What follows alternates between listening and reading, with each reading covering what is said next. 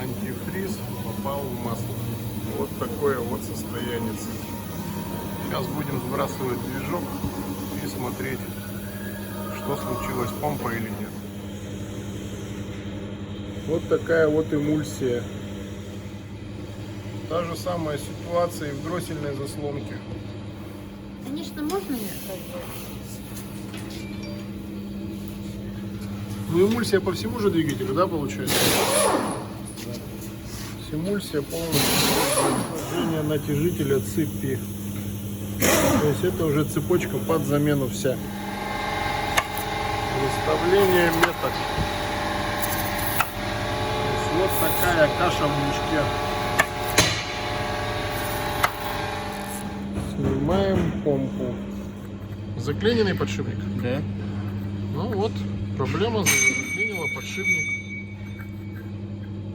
Даже звук какой-то издает, да?